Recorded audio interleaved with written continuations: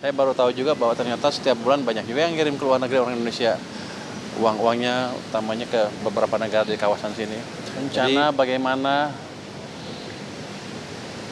menarik uang-uang dolar yang orang Indonesia suka taruh di luar balik ke sini. Tapi masih belum matang, masih kita matangkan lagi. Tapi kalau saya lihat rencananya cukup bagus sekali. Jadi kemungkinan bisa dijalankan dalam waktu mungkin 1 bulan ke depan. Itu utamanya. Yang kedua tadi ada Menteri Sosial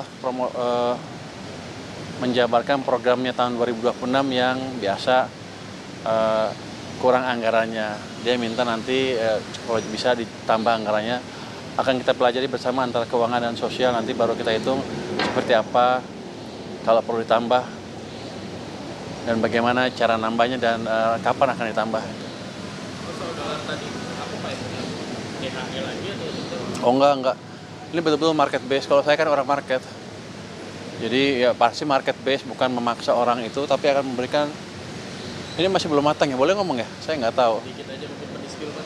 Kira-kira akan ada insentif di mana orang Indonesia lebih suka naruh uang dolar di sini dibanding di luar. Saya baru tahu juga bahwa ternyata setiap bulan banyak juga yang kirim ke luar negeri orang Indonesia. Uang-uangnya utamanya ke beberapa negara di kawasan sini. Jadi kita akan menjaga itu dengan memberikan insentif yang menarik sehingga mereka nggak usah capek-capek kirim dolarnya keluar. Itu utamanya. Pak, tapi sebelumnya BI pas PBB lalu bilang katanya sebenarnya supply dolar itu membaik Pak. Itu gimana Pak? Kenapa instruksi presiden untuk menarik lagi dolar lebih banyak? Oh enggak, gini.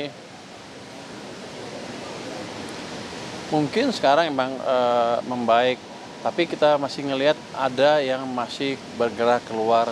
Kalau kita bisa jaga masuk ke sini, nggak keluar, cadangan devisa kita akan lebih besar lagi dan perbankan kita punya supply dolar lebih banyak lagi. Dan nanti proyek-proyek yang hilirisasi, kan biasanya perlunya dolar financing kan, dananya ada di sini dengan bunga yang cukup baik dan yang untung adalah perbankan dalam negeri sendiri. Jadi uangnya nggak kemana-mana.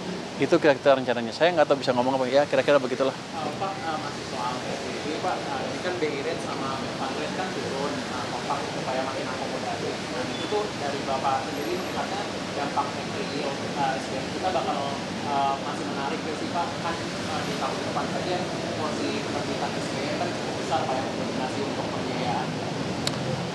Menarik apa enggak tergantung gimana prospek pertumbuhan di sini.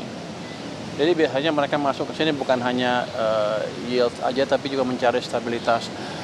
Walaupun yieldnya misalnya selisihnya lebih dikit dibanding di luar, tapi kalau betul-betul stabil dan ada potensi penguatan nilai tukar, kalau ekonominya bagus, orang masuk ke sini, nilai tukarnya akan membaik. Jadi ketika kita ciptakan prospek ekonomi yang bagus, asing akan cenderung masuk ke sini. Walau yield dalam rupiah term, dalam nominal term angkanya itu turun dibanding sebelumnya, tapi ada potensial gain yang lain dari tadi harga obligasinya sendiri meningkat ditambah apresiasi nilai tukar. Itu amat menarik. Jadi kalau stabil aja mereka suka, apalagi kalau ada ekspektasi rupiah menguat. Jadi Anda nggak usah takut. Selama kita bisa menciptakan prospek pertumbuhan ekonomi yang bagus, mereka akan masuk ke sini.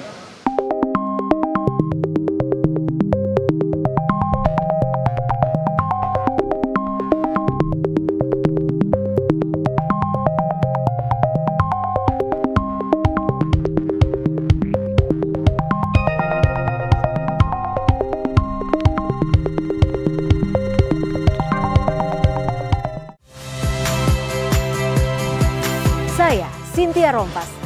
Saksikan program-program Kompas TV melalui siaran digital, pay TV, dan media streaming lainnya. Kompas TV, independen, terpercaya.